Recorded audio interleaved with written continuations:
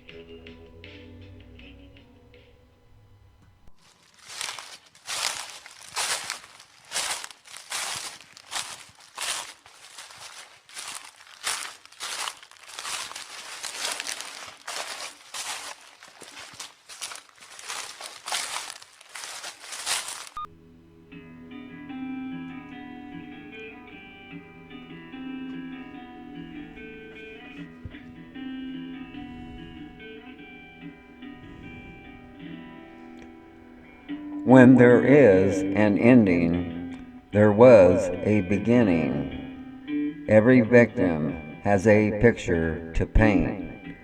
Every true crime has its time and place.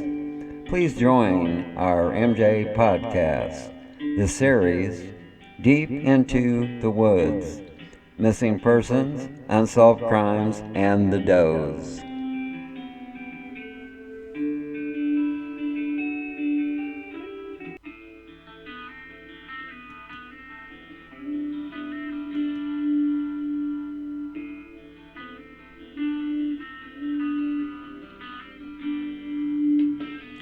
Welcome to our MJ podcast, the series Deep into the Woods.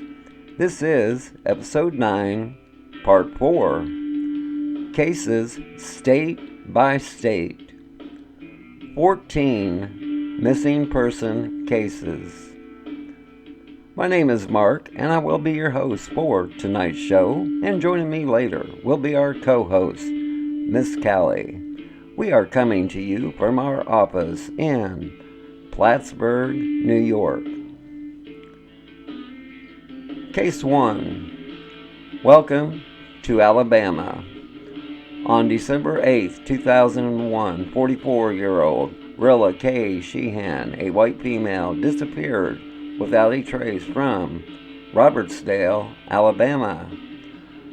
Rilla K. Sheehan, known as K, was last seen inside her residence on Kendrick Road in Robertsdale.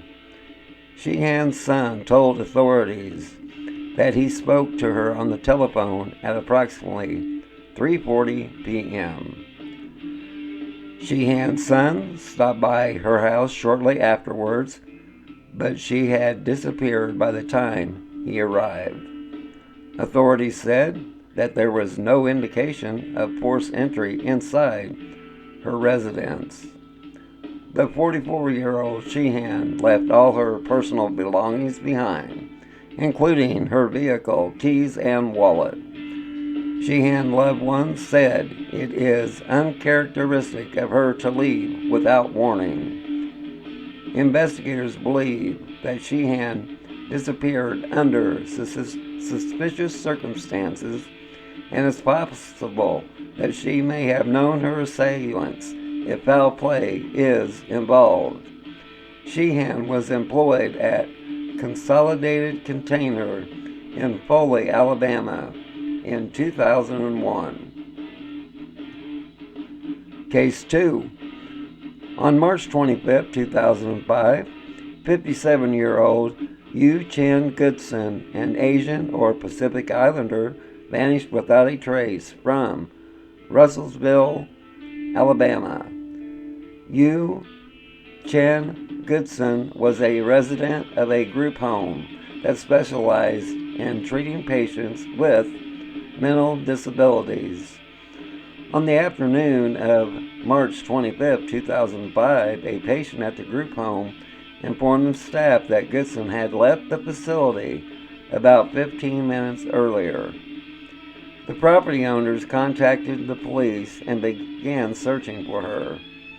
Officers interviewed a witness who claimed to have seen a woman who matched Goodson's description getting into a car that was headed towards Decatur, Alabama. The car was a small gray or silver older model car like a Mazda or Nissan. The vehicle was described as having a loud muffler. The 57-year-old Goodson requires daily medication and did not have any with her when she disappeared. Goodson is known to pray a lot, as well as having numerous crying episodes. Goodson loves children.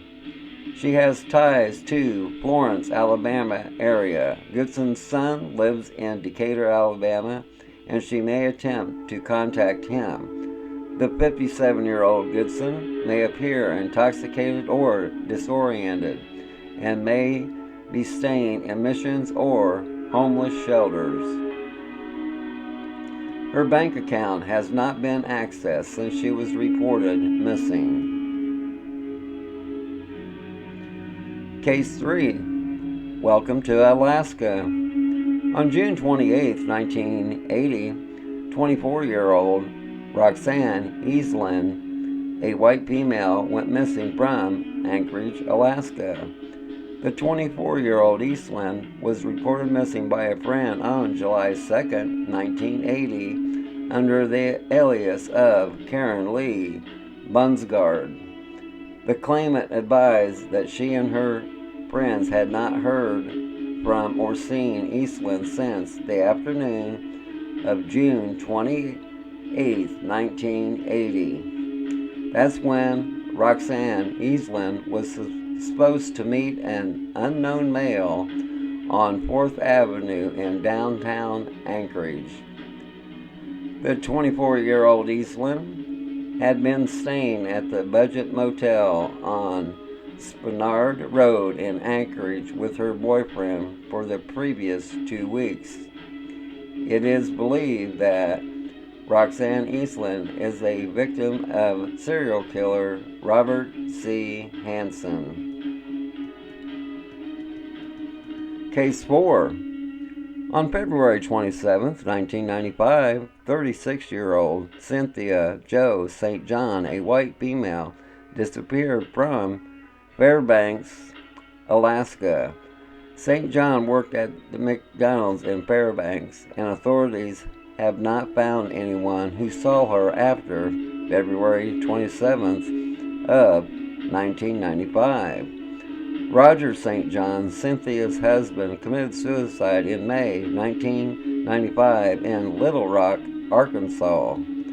Roger St. John left behind a 14-page suicide note in which St. John said he killed his in-laws, Clinton S. Watson and Layla Mae Watson, shortly after they closed their night spot, Monk and Joe's, near Forest and Stone County line. Roger St. John had been the subject of a nationwide manhunt that stretched to Fairbanks, Alaska, where he and his wife once lived. Police feared that St. John not only killed his in-laws, but also his wife, Cynthia, who is still missing. Roger St. John said in his note that he killed his in-laws because they mistreated his wife and caused her to kill herself. He didn't pinpoint where Cynthia's body would be. The Watsons had contacted Alaskan state troopers on February 27, 1995, to list their eldest daughter as missing. Case 5. Welcome to Arizona. On October 21, 1989, 28-year-old Melody Wolf, a white female, went missing from San Manuel, Arizona. Melody Wolf was last seen with her family on October 20th, 1989.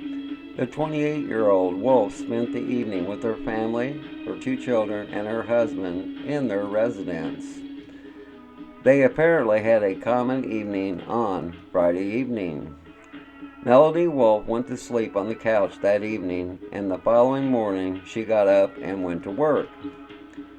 Wolf left for work early on October 21st, a rainy Saturday morning, taking a coat, jacket, purse, and lunch to her job in the pump house at Magma Mine.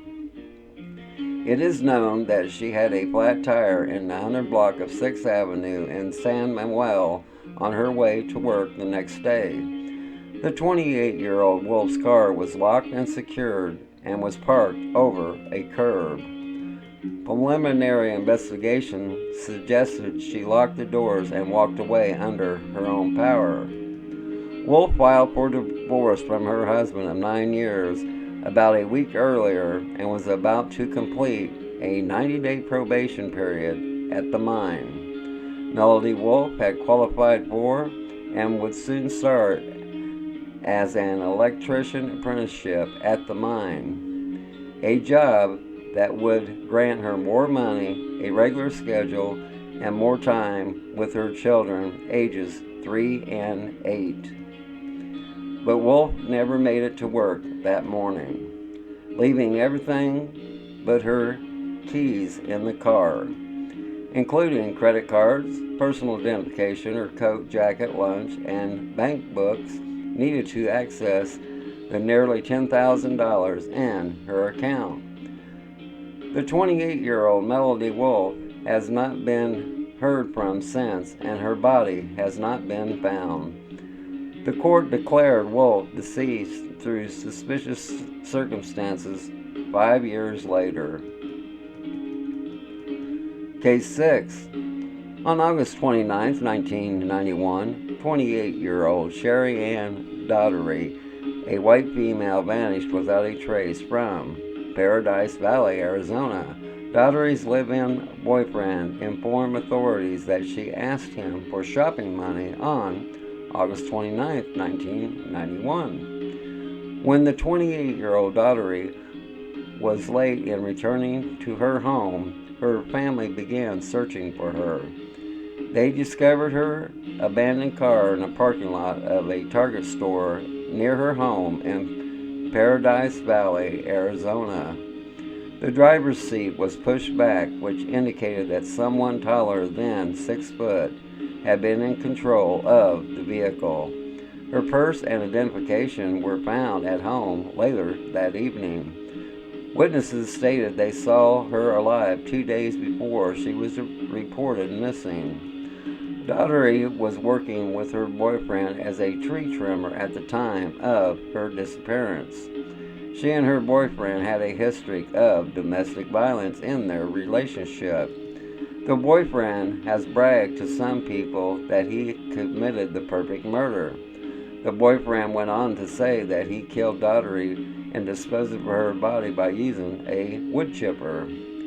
Police suspect that foul play was involved in her disappearance, but no arrests have been made due to the lack of physical evidence against the boyfriend. Case 7. Welcome to Wyoming.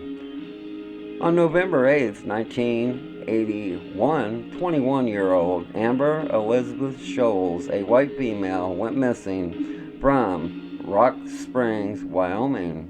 Scholes went to a party in Rock Springs, Wyoming on November 7, 1981 with her boyfriend and another friend.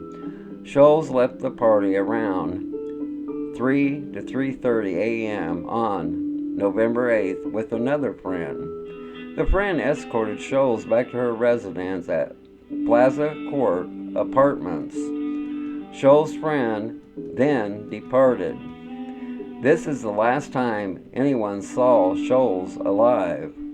Scholes' father called the police when he was unable to reach his daughter later that day. Upon entering her apartment, investigators found that there was no sign of a struggle or forced entry into her home. Amber Scholes' purse and wallet was found in the kitchen, along with a payroll check from her job at a local cleaning service. Her watch was in the bathroom. Investigators determined that she appeared to be preparing her monthly budget when she left her apartment. Scholes' car was missing from the parking lot. It is a white 1971 Oldsmobile 2-door coupe with Wyoming plates 4-93AW. Scholes was engaged in a custody battle over her son with her ex-husband at the time of her disappearance. Do you know what time it is? Well, it's time to take a pause for the cause. And when we return, we will introduce 7 more missing person cases. Be back in a moment.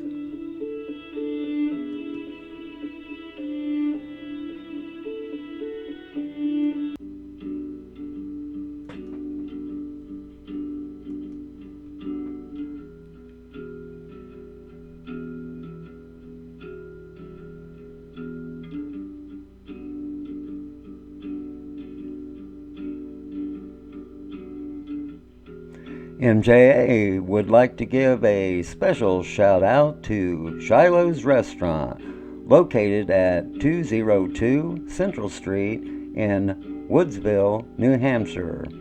MJA and groups like ours have eaten there several times. The food is excellent and they serve alcohol. The service is Class A and the prices are fair. It has great atmosphere and it's kid friendly. Once again, That's Shiloh's Restaurant, located in Woodsville, New Hampshire. Please check it out.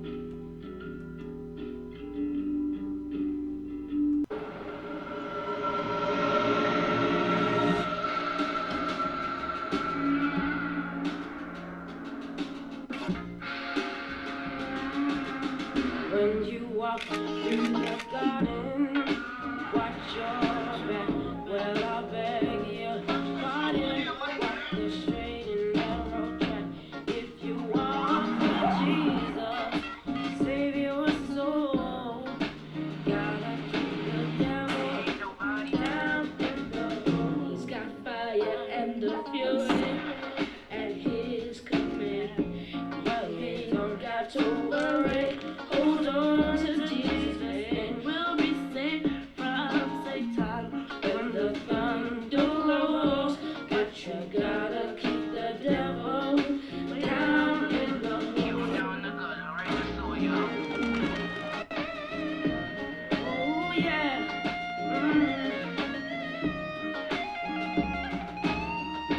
We'll be safe from Satan. Gotta keep the devil down in the hole. Keep him in the trash, yo. Down in the hole. Keep him in the hole. Down in the hole. Keep him in the hole. Down in the hole.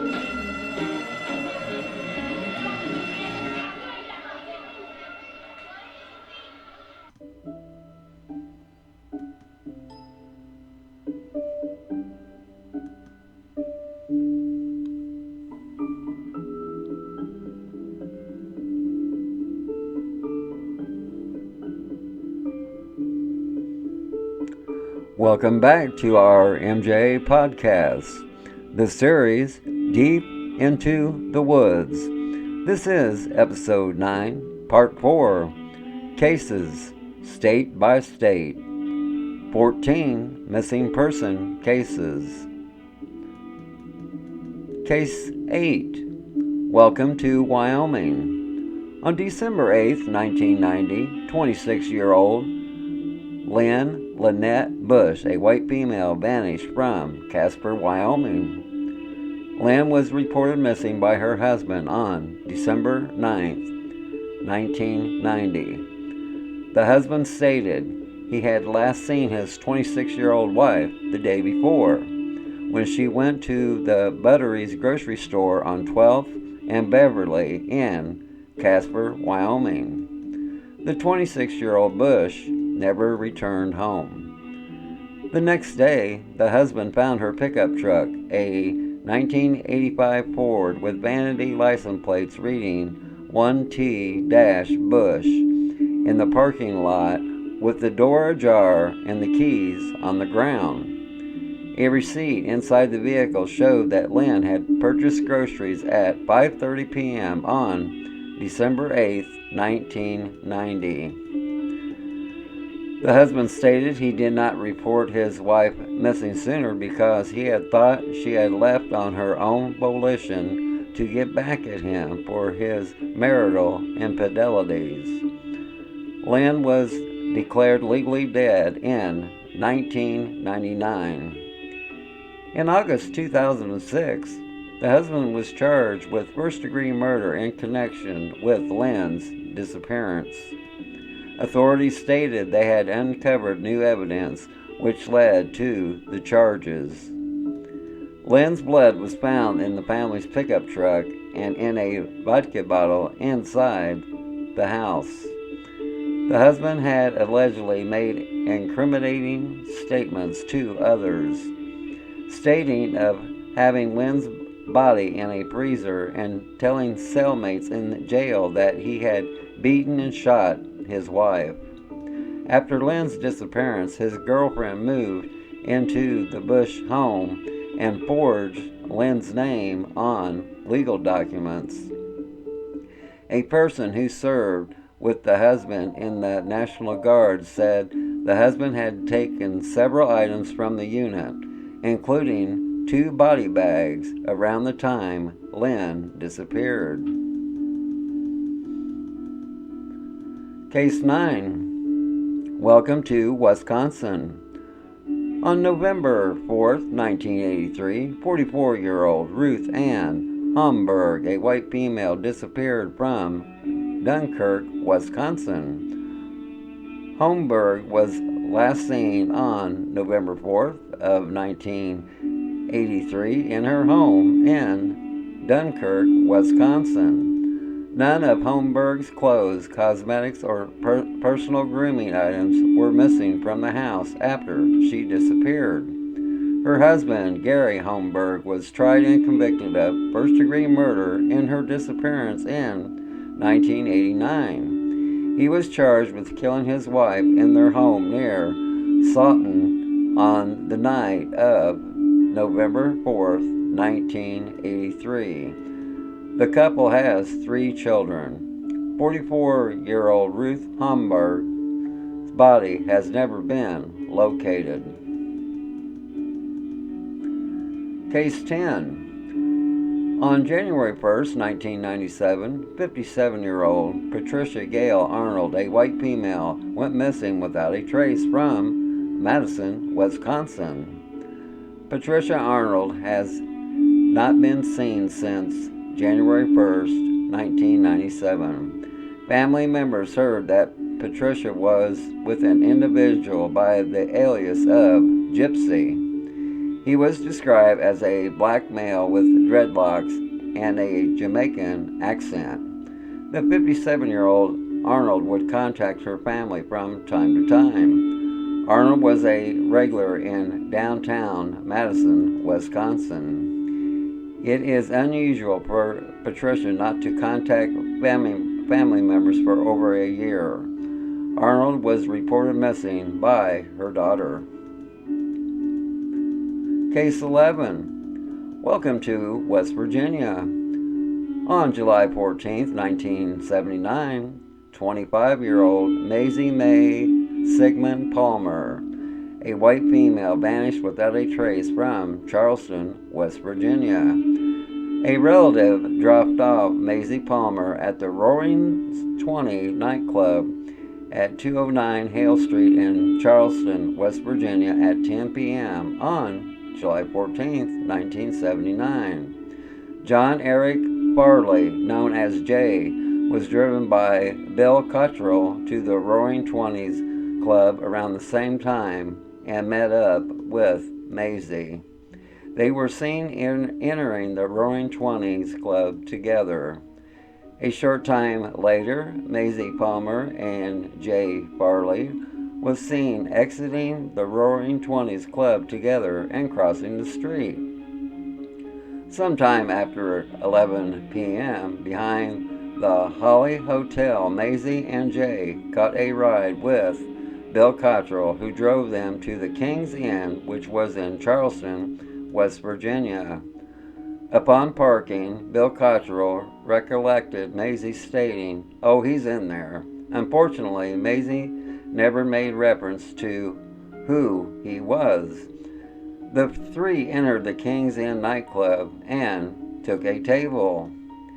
Around 12 a.m., Maisie made conversation with Karen Carpenter briefly. A few minutes later, after returning to the table, she excused herself to go upstairs and talk to a friend. Sometime thereafter, Jay Farley also went upstairs. No one has any recollection of seeing Maisie Sigmund or Jay Farley coming back downstairs, nor do they recollect seeing neither of them exiting the King's Inn on the night of their disappearance. Jay's remains were found 5 years later at a Fayette County surface mine by a coal mining company's security guard. His hands had been taped behind his back and he had been shot. A single gun shell casing was found under his body, but the kind of bullet nor the location where Jay was shot has not been released to the public. Case 12. On July 19, 2006, 21-year-old Melanie Renee Matheny, a white female, went missing from Bell, West Virginia. Matheny was last seen at approximately 8 a.m. after dropping her children off at daycare in the vicinity of the 3000 block of E. DuPont Avenue in Bell, West Virginia.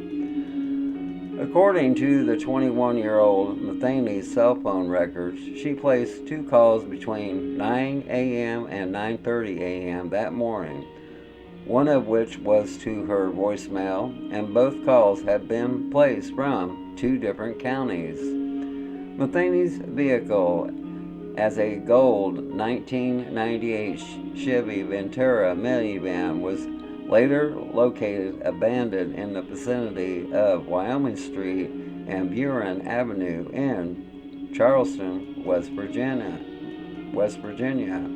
Melanie Matheny's purse, cell phone, debit, and food stamp card were not found in the vehicle.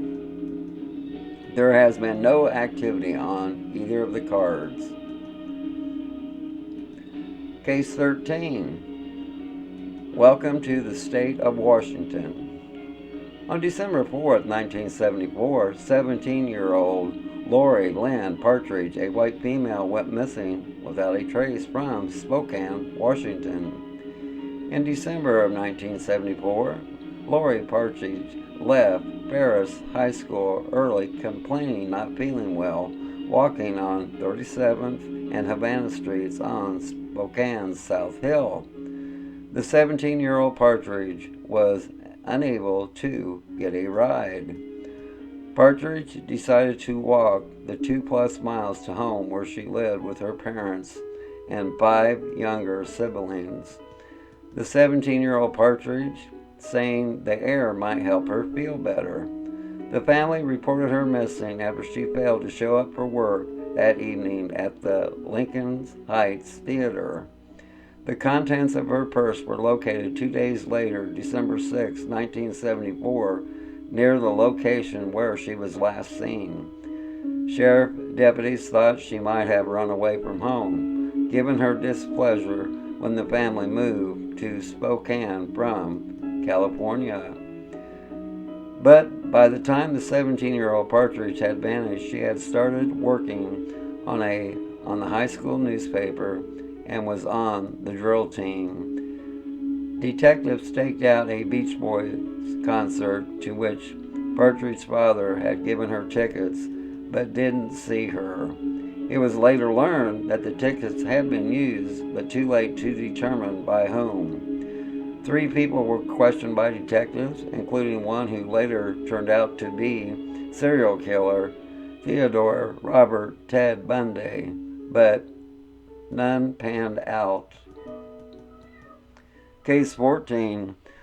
On June 28, 1983, 18-year-old Kelly K. McGinnis, a white female, vanished without a trace from Seattle, Washington. The 18-year-old McGinnis checked into the Three Bears Motel at South 216th Street and Pacific Highway South.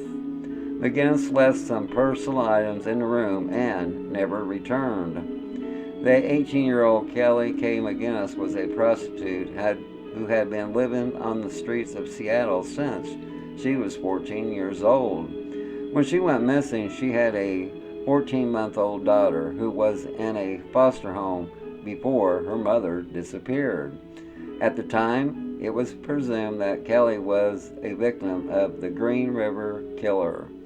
The Green River Killer was finally arrested in 2001 and identified as Gary L. Ridgeway, who pleaded guilty to the murder of 48 women in November of 2003 to avoid the death penalty. After identifying Ridgeway, it was confirmed that she was last seen with Ridgeway parked near a baseball field on Pacific Highway South.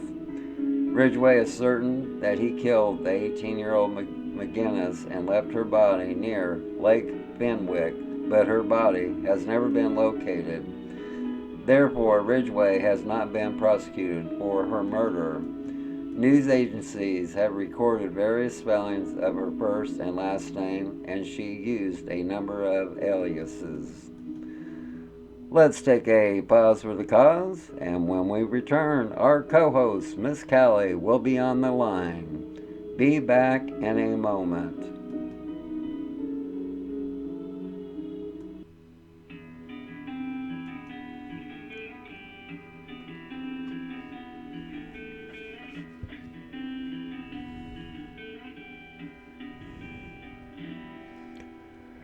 When there is an ending, there was a beginning. Every victim has a picture to paint.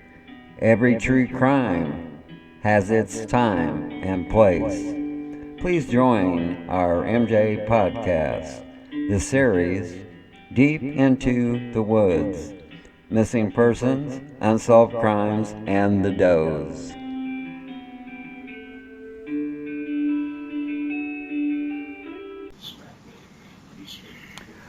Welcome back to our MJ podcast, the series Deep into the Woods. This is episode 9, part 4, cases state by state. 14 missing person cases. Joining us is our co-host, Miss Cali, who is also a profiler and researcher at MJA. How are you doing tonight? I'm well, Mark, and you? I'm just peachy.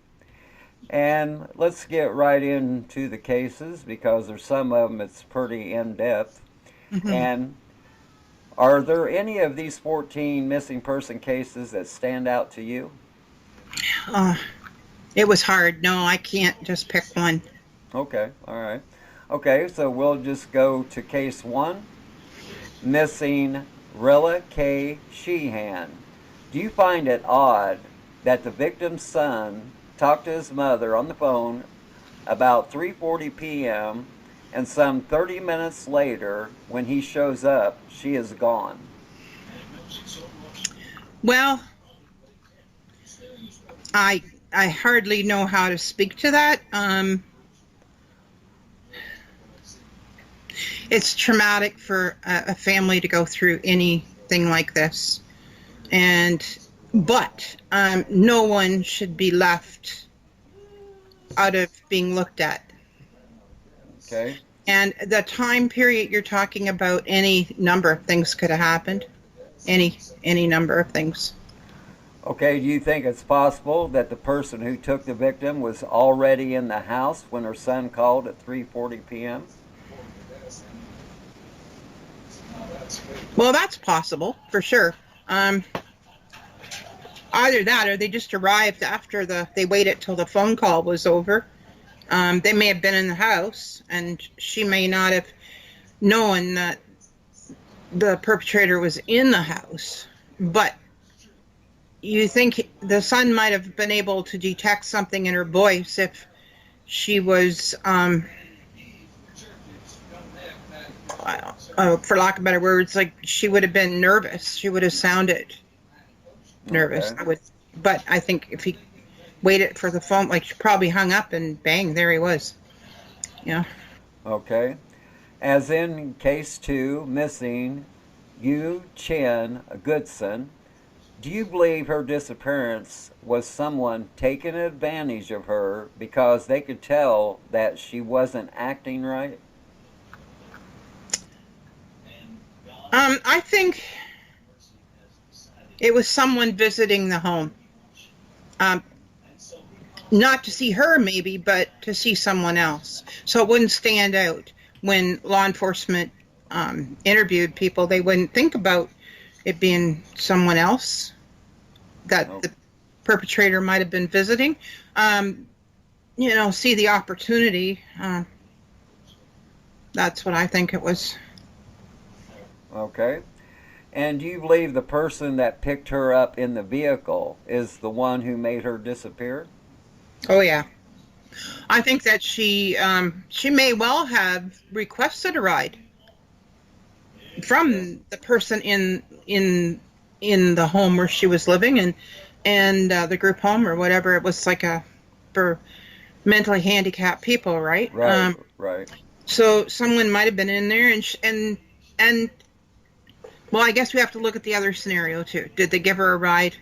We're afraid to come forward afterwards because she's now missing. They may have dropped her off somewhere, but been too afraid to say, right? Okay.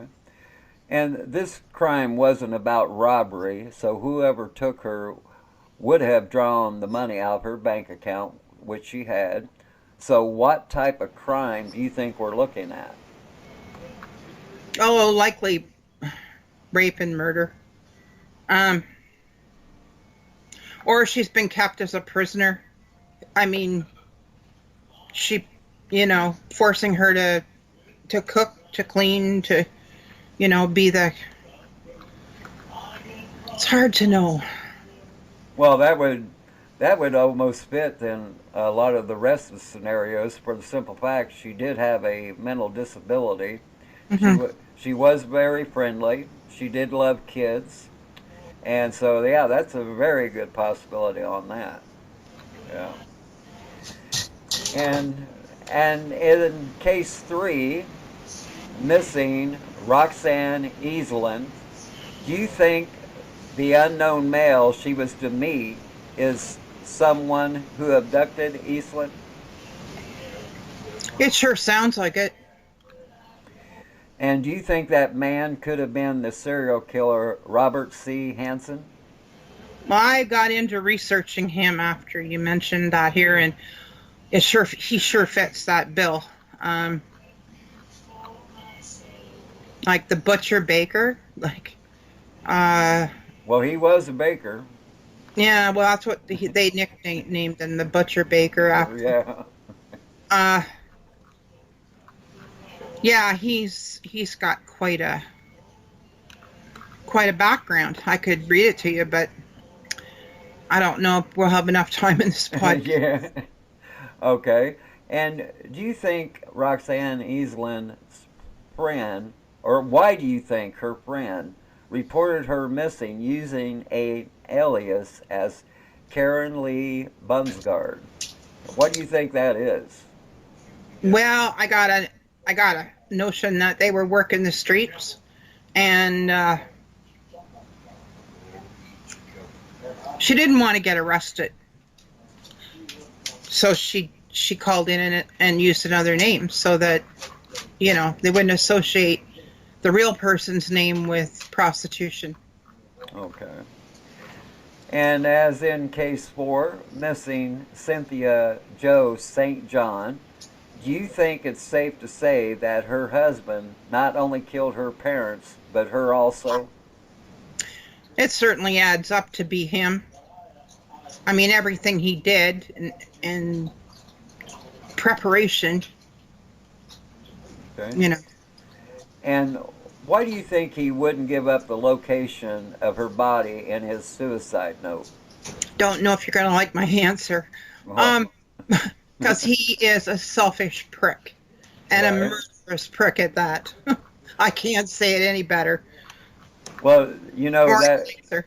that is kind of strange. He writes this suicide note, talks about killing her parents and everything, and said they were the cause of her committing suicide. Hmm. Okay, if that's the case, I just don't understand why he wouldn't give up the location. That's just a lot of red flags right there. Yeah, he's laying out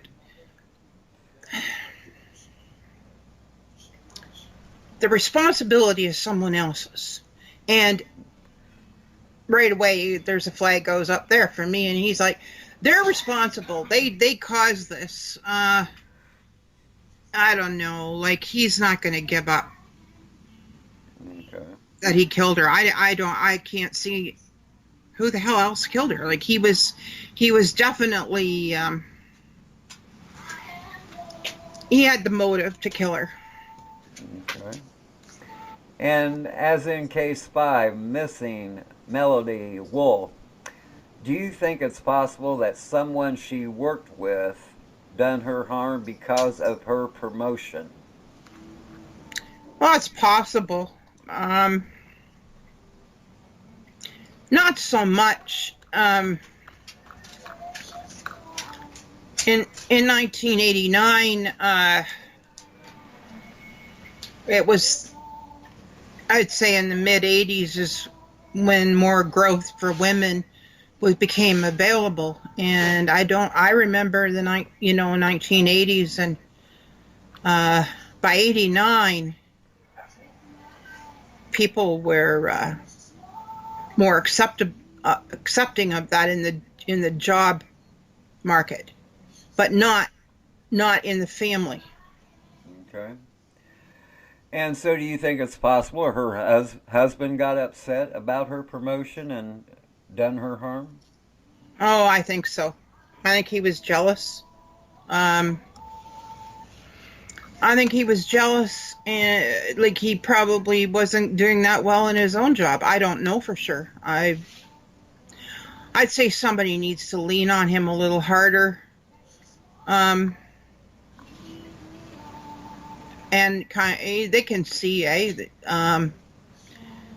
what was the cause of their divorce to start with, and what kind of job did he have? And were they living with her parents? That's what it kind of sounded like. And what did he do after her disappearance? And she was declared dead 5 years later by the courts. Did someone, like, I know of people have been missing a lot longer than that, and they just kept it going, like they haven't declared her dead yet. Usually there's somebody going to benefit from, is there a life insurance policy? Was there banking issues? Did they look into the ex-husband's comings and goings, and or was there another man involved in her life?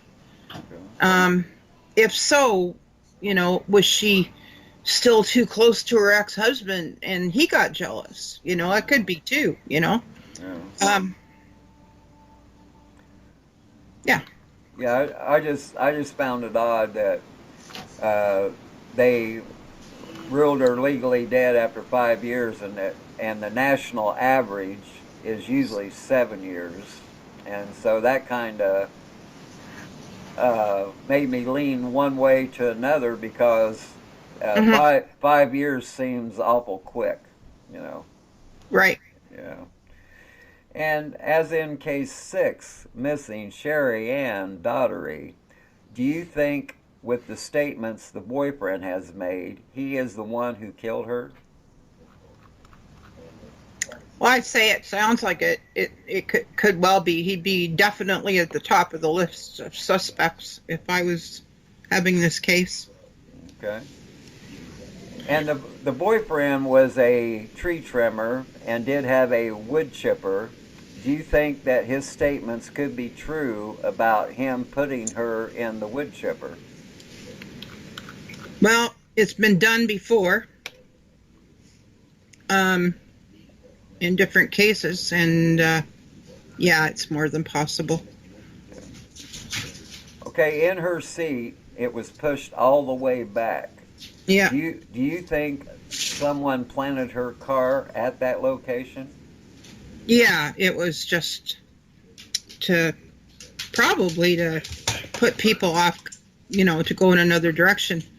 Maybe if you looked in the very opposite direction of where that car was found, you might find her or her remains gone through a wood chipper. They could still use, what is it, luminol? Uh, Yeah, right, luminol. Yeah. and they could also find traces. With cadaver dogs, they would know whether she was in a wood chipper. Okay. And as in case 7, missing Amber Elizabeth Scholl, do you think the friend who took her home should be looked at a lot more? Well, yes, but also the ex-husband. It's a red flag for me. And if you can't show, like, for motive, if you can't show up for court, then the legal battles are over. Okay. Or do you think it's possible someone saw him dropping her off and knew she was alone and took advantage of the situation? Yep, that is possible. And everybody that was at that party should have been checked out. Or do you think it's possible that someone at the party heard what was going on and they followed her, already knowing her boyfriend was still at the party? Yeah, I suppose that is a possibility. But you're leaning towards the husband, correct? I am. Okay. All right. Like, there's more motive there. Okay. And let's take a short pause for the cause, and me and Miss Cali will be back in a moment to profile 7 more missing person cases. Be back in a moment. MJA would like to give a special shout out to the Corbin Connection comedy channel on YouTube. Mr. Corbin is a very funny man with his 3 alter egos. Once again, that's the Corbin Connection on the comedy channel on YouTube. Check it out. Thank you.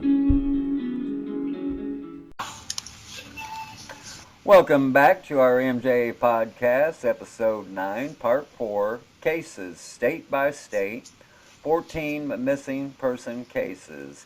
Miss Callie and I are on the line, and so we're going to go on to Case 8, Missing Lynn Lynette Bush.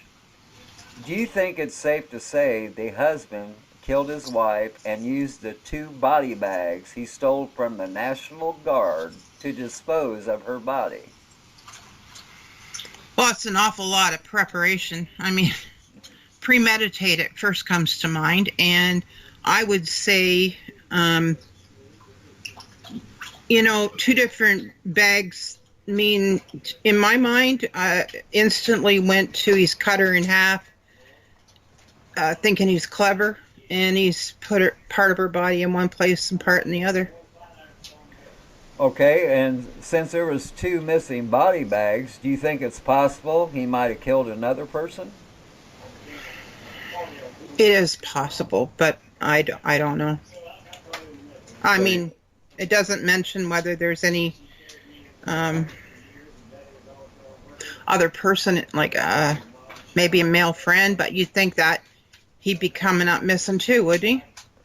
Well, yeah, I was just thinking, I tried to match to see if there was any other missing people around that time, and there wasn't, so... Well, unless he's from out of state, I mean, that's a possibility too.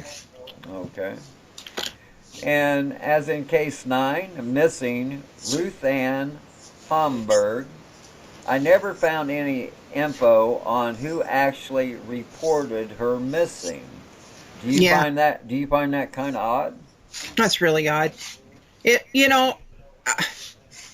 I have never heard of a police report or a police file on a missing person where they didn't say who reported them missing. Yeah. And do you think the husband was convicted of killing their wives? Why do you think they won't give up the location of the bodies? Well, first they might be thinking, and once again, that they're clever and that they will eventually try for freedom or a new trial, or with a new trial.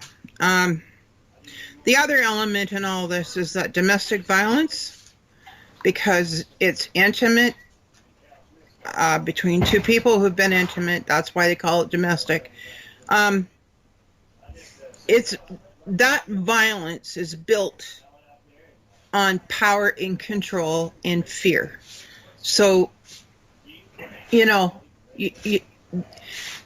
say they're married for 20 years and there's all this been going on, and this control and power and control and violence and all that, and his fears have been going on probably a lot longer than that 20-year marriage.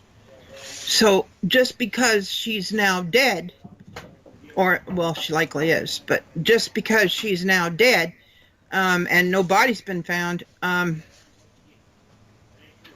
doesn't mean he's going to change, you know. Right. So he's still going to hold on to that power and control because he's learned that from a very early young age that that's probably a way to. Anger is a good. It becomes a tool after a while, and it helps to keep that fear where it isn't. It does rule the person, but they don't realize it. They think that all their anger and all of their power and control are trying to get power and control when they really don't have any. So they, they're, yeah, it doesn't work. But that's like getting a divorce and thinking that your former partner is gonna be different after that. No, it just doesn't happen. And it's the same with this. Not giving up the body is just part of that. Okay. And as in case 10, missing Patricia Gail Arnold, do you think it's because of Arnold's downtown activities that it is related to her disappearance? It's possible, or maybe she had overstepped her bounds with him. This gypsy guy called himself Gypsy. Right. Or maybe the fight was over just that. Maybe there was a fight. I don't know if this Patricia was involved with the street activities prior to being where this gypsy guy, how he got in her life. Was he trying, was he a pimp? Was he trying to force her into prostitution or anything like that? He might have, pushed her, maybe strangled her. Maybe it was an accident, but nobody's going to believe, you know what? That whole thing right here, this whole story, just reminds me of Jesse Foster. Oh yeah, yeah. I can't help it. Maybe I'm not a prejudiced person or anything, but just the whole circumstance. Not that she was that age of Patricia, but Jesse being in another element with where she wasn't. She didn't grow up with that element, and she didn't embrace that element.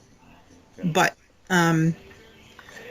when a person gets beaten, when a person gets drugged, often enough, yeah, and you could still fight back, but then you wind up dead.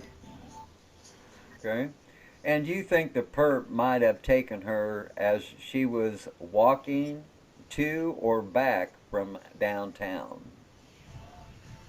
Well, that is another possibility. It is. I mean, there's no getting away from it. And as much as I kind of have tunnel vision on this one, it's I don't want to have, but yeah, you have to look at that and say, well, that is a possibility. And who was around then? Who was there? How many? Who was frequenting that area? Was there somebody that should have been looked at from maybe out of state, in state? Later was incarcerated for murder of women.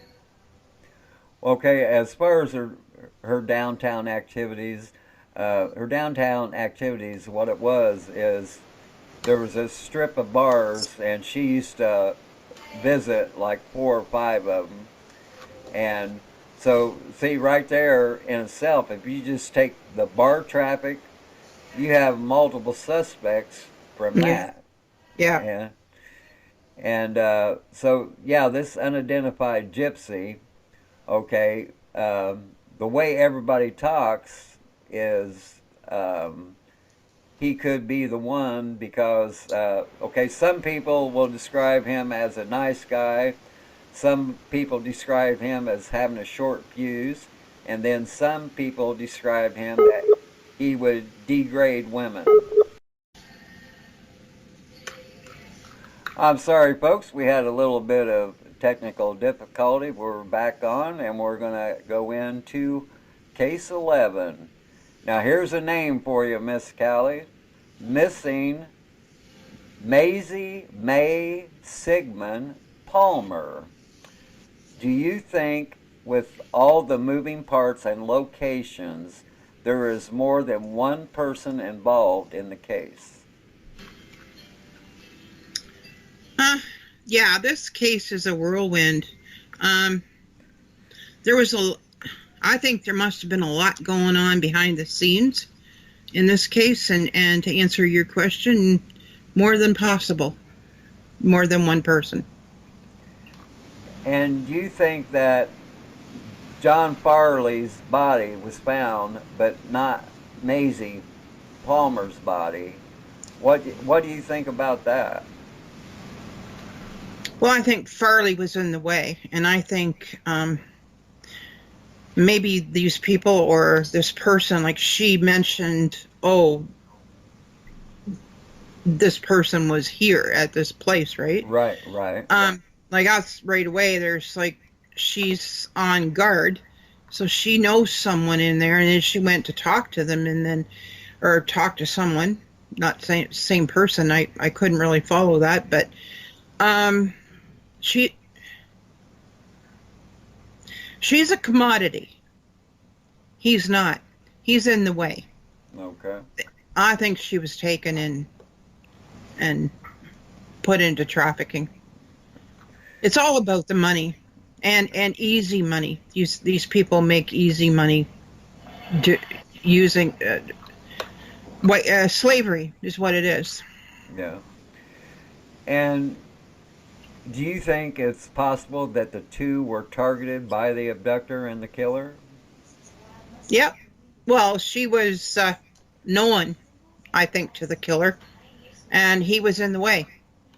So he was in the wrong place at the wrong time, and yeah, he was in the way, so he was removed. No such thing as a dead witness, you know. Okay. And as in case 12, missing Melanie Renee Matheny. Okay, her purse and cell phone and debit card and food stamp card were not found in the vehicle.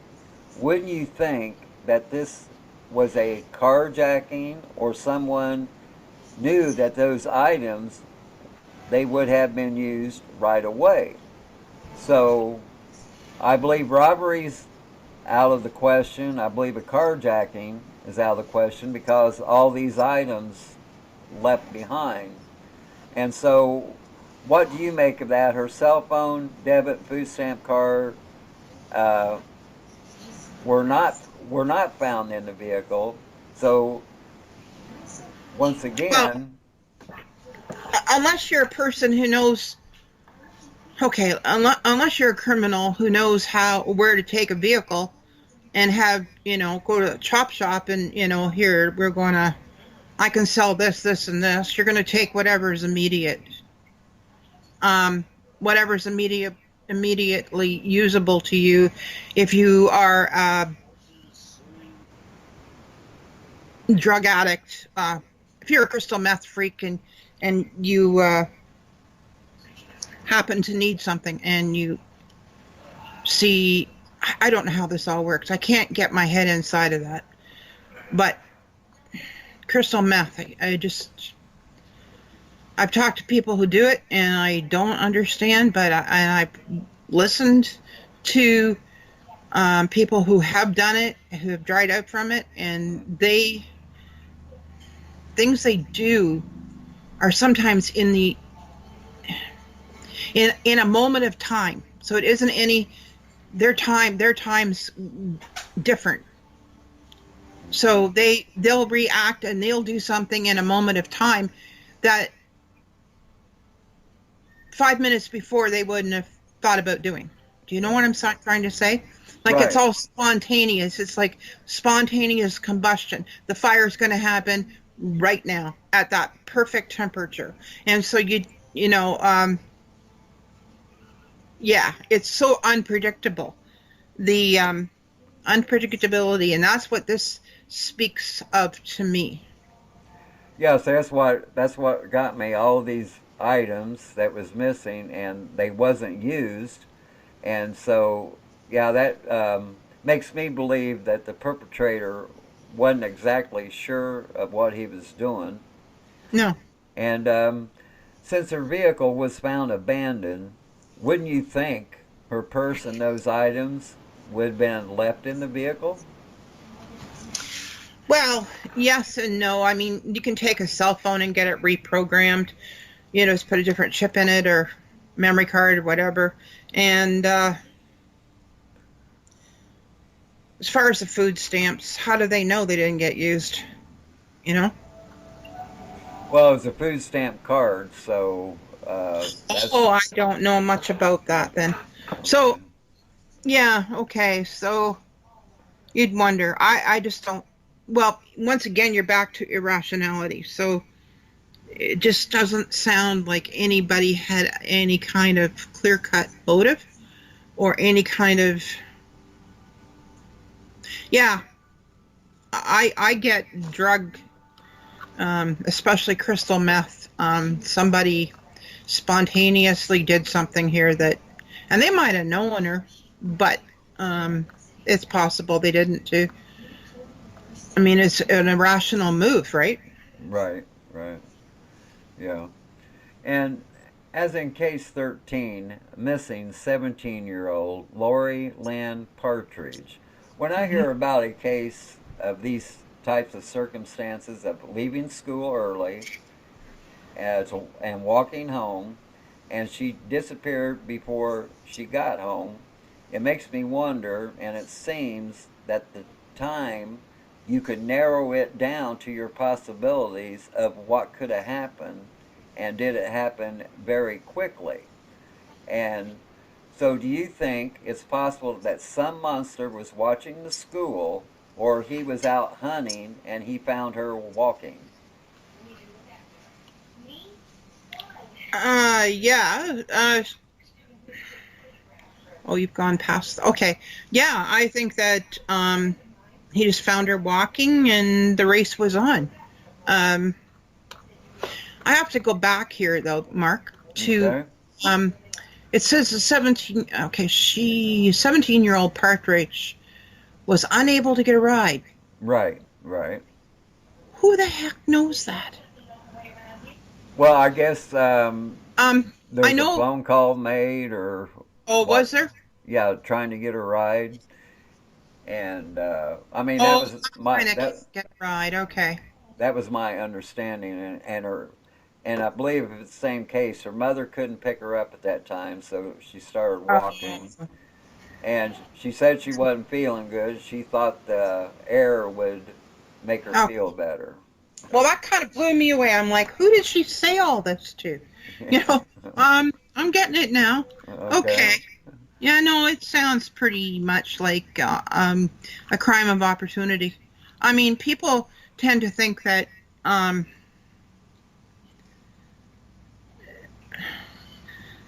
a crime of opportunity, like they don't conceive of the idea that someone could just be out driving around and combing to see who they can find. Yeah. Yeah. Nobody really wants to think about that or believe it, but it is very real. Oh Um, yeah, yeah. That's the same if you're law enforcement and you're looking for a suspect. You're going to do the same thing. You're going to be creeping around mhm. and everything else. So yeah, even a suspect, they're going to try to make it so it's not so obvious. And so yeah, there's a lot of scenarios with her walking and all Yeah. that. Yeah. Well, it'd be like turn that vehicle around and go back and get her. That's just the way it would work. Or pull over so that, yank her in from the driver's door. Who knows, right? Okay. And it says right here that uh, Ted Bundy Hmm. was a person they looked at for this crime. And do you think it fits his overall MO? I'd say so. Um, He found himself to be quite a Casanova, isn't that right? Oh yeah, yes, yeah, Yeah, and so yeah, he wouldn't. She'd have. He might have been trying to charm her into the vehicle too, for all we know. okay. Okay, here's another thing that stuck out to me. Bundy was questioned as a suspect before he had ever been arrested for the other charges. Yep. So I wonder, how did Bundy get on the police radar? I'd sure like to hear the answer to that one. I really would. Okay, what He would be your obviously, opinion? well, he's obviously not under the radar because he got questioned. But where did he come in on the radar? That's one of what would you be your opinion on that? Could it be they might have been looking at him for another crime, or Well, they probably didn't have enough on him to hold him. Um, as far as evidence went, but you think they could have found something. yeah, If they must have had, somebody had a hunch that it could have been him, and he must have done. There must have been something that, yeah, I'd really like to know. I'd really like to know well, how he even got questioned. Like, where was he on that scale, or like what drew them to even question him? right. Well, Hmm. and see, here's another thing that really stuck out to me. Um, After I've read everything, watched about every movie they made on Bundy, well, Mhm. there was a lot of cases before he was even arrested that he was questioned about, but they never said how they come to question him. See, Oh and, yeah. and that's what always got me. Why on these type of cases they were going to him, and there was never no arrest made. So yeah, it just and say about in 1974, there wouldn't be a shortage of suspects in 74 because there were serial killers running wild up and down Pacific Coast Highway 1. Yeah. And so, see, that's another thing. They might be keying in on Bundy, but there's a possibility it could, totally be somebody else. You'd almost wonder, was it in the Fruit Loops that people ate in that particular year? Year, yeah, Like, yeah, I'm serious. Like, yeah. you gotta wonder. Yeah, chemical interference in the womb. You just begin to wonder. And with Bundy being in the area, wouldn't you say it would be hard for law enforcement to let him go as a suspect? Once again, we don't know. We don't know what kind of radar. I mean, like, was he a storm at that time, or was he just a little bit of thunder? Yeah, I, well, I don't know if you're looking at that. I'm using the term radar for well, the weapon, it just the struck me climate odd. of a serial killer. I mean, um, of course, they wouldn't have labeled him as a serial killer, but they may have labeled him as a person who was escalating. Okay, all right. And as in case 14, missing Kelly K. McGinnis, it is presumed that she is a victim of the Green River killer, Gary Ridgway. Do you find it odd that Ridgway confessed to killing her but couldn't come up with the spot of the location of her body? Well, I just find it amazing that this guy, he killed so many people and he was able to point out so many. But like, how would he remember them all? You know, um, that's pretty fastidious. And I don't know, maybe he just couldn't remember. But it says that, that, um, did he not try to point it out at that Lake Fenwick? Yes, that's what I was going to say. My next question is okay. Hmm. They didn't search the whole area, so my next question was, do you think the whole area of Fenwick should be searched. And which Well, I, yeah. And yeah, with cadaver dogs, right, definitely. Human remains, cadaver dogs. I'll just put all together so in case someone doesn't know what I'm talking about. hmm, They're trained and they can even detect uh, the scent of human remains that are in water, right, yeah, who yeah, where they have disintegrated. right, They can tell that that is there. They can tell through X number of feet of cement, and because cement is actually porous, yeah, so they can smell it. Yeah, and so that whole area should have been, because what I was getting at too is like he didn't pinpoint where, and I'm guessing he couldn't recall because he see the season that he killed her and took her there, it may have looked different, right? yeah. You Oh, have yeah, seasonal changes and fluctuations and possibly road changes. I mean, over the years, there's a lot of things change. It could have been that there was a horrific windstorm that took down a whole grove of trees, um, and his landmarks were gone. right, right. So it may not be that he didn't want to um, give up her location, but rather that his landmarks were gone. Okay. And do you think Ridgeway had more victims that he didn't talk about? That's a hard one. I I don't know. Uh, he had nothing to gain by keeping them. Uh, but at the same time, it depends on what's making that person tick. Is it an ego thing? What is it? I don't know. Yeah, yeah. Well, things like this tend to make me wonder, are there other victims out there that Ridgway didn't speak about because he couldn't remember the locations of the body? And we have to remember that every case that Ridgway spoke about, he had locations where some of the bodies that had already been found and locations where to find other victims that hadn't been located. And Right. in my training of serial killers, we are always taught that these types of killers holds back cases because they mean something special to them. Now, here's another thing I have learned.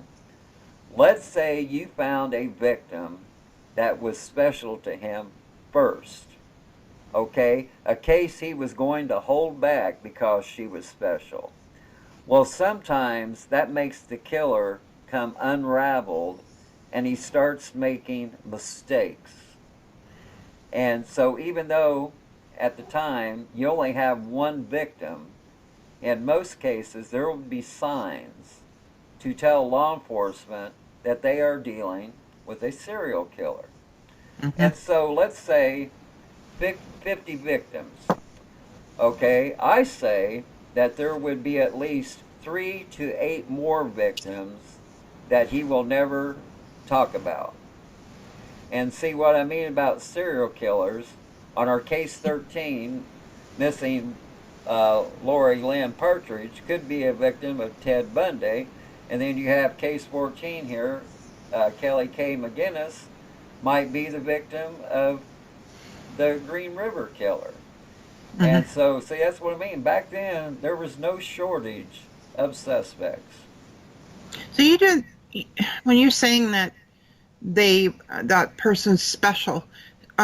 So uh, you know how we have memories, fond Right, memories of in our past. right, Like, I don't know how a serial killer ticks or how they think. There are times when I can try to figure that out, and I'm trying to do that now. So are they savoring that? And okay, that she's in this location and what they've done and how intimate it was for them. Um, but once that person's been found and moved, then they can no longer savor that. Does that make Right. sense?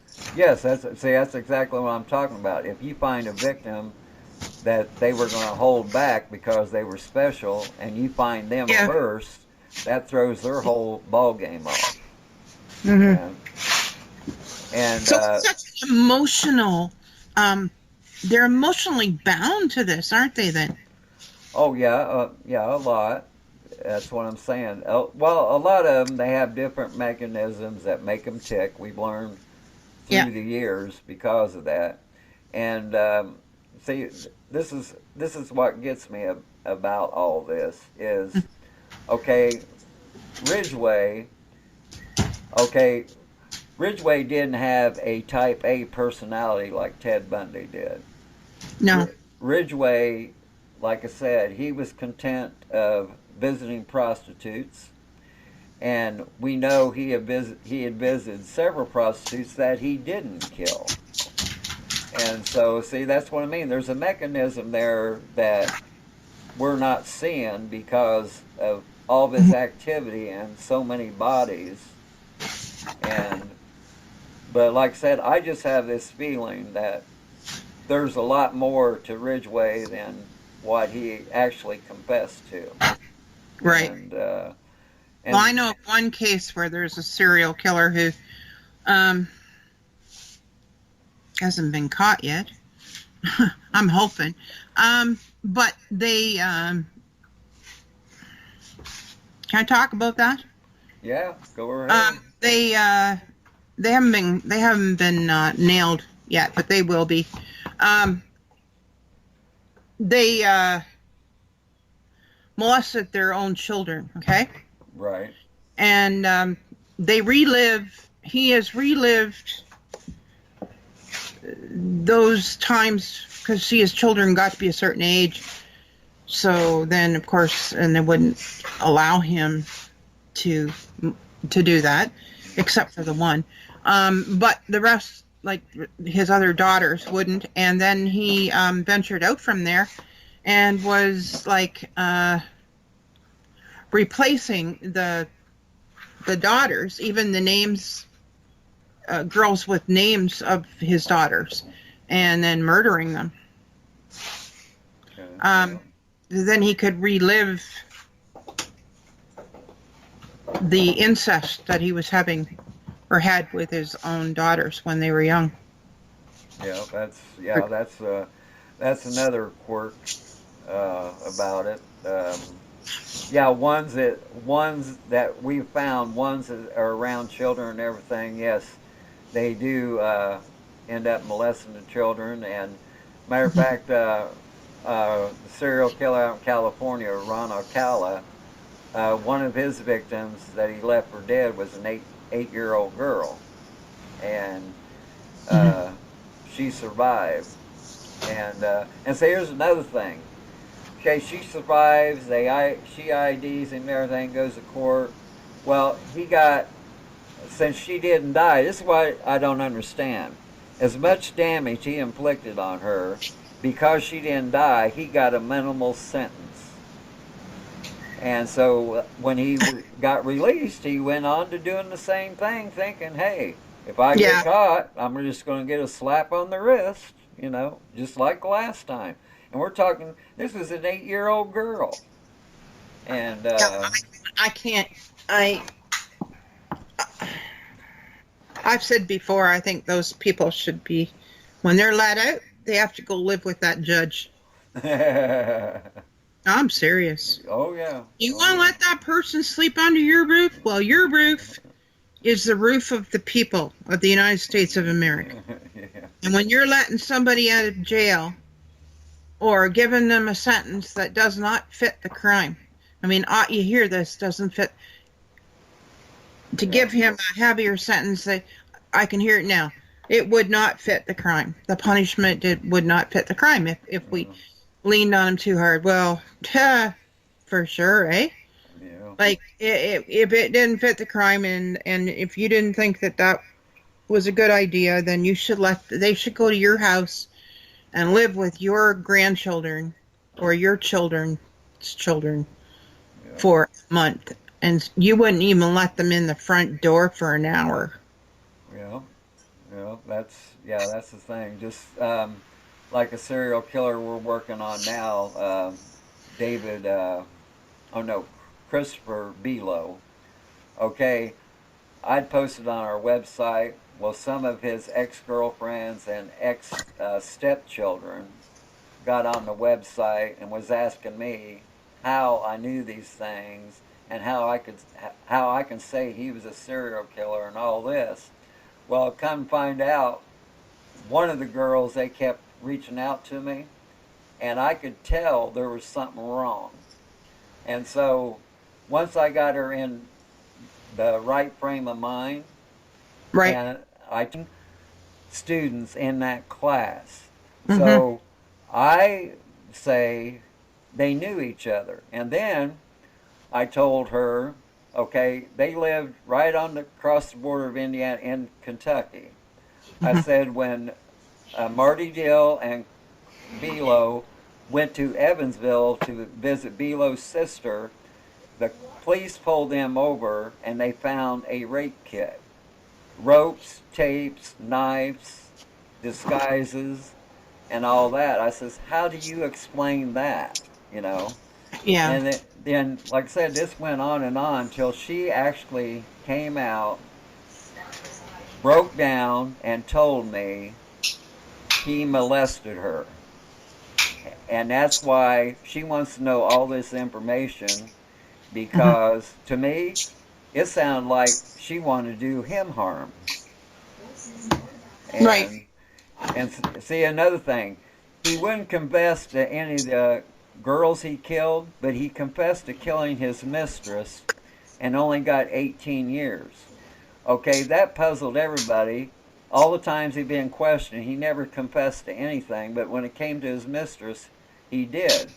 So there was this investigator from South Carolina and myself. We were trying to figure out why he didn't confess to the others, but he did on his mistress.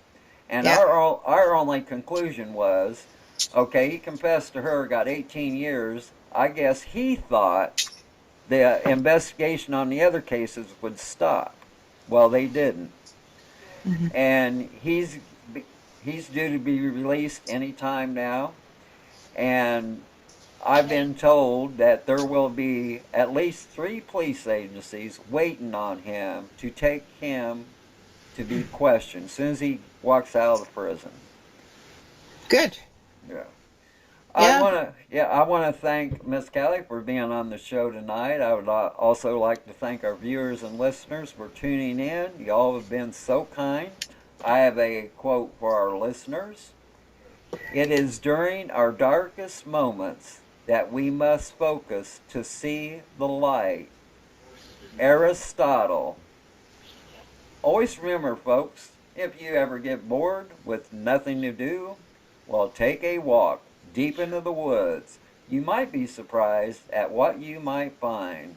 That's the end of our MJ podcast, the series Deep into the Woods. This has been episode 9, part 4, cases state by state, 14 missing person cases.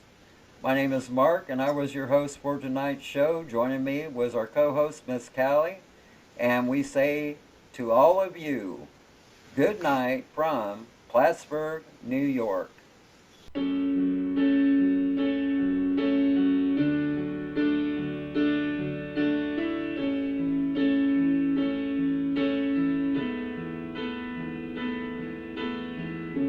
Come up to meet you, tell you I'm sorry. You don't know how lovely you are. I had to find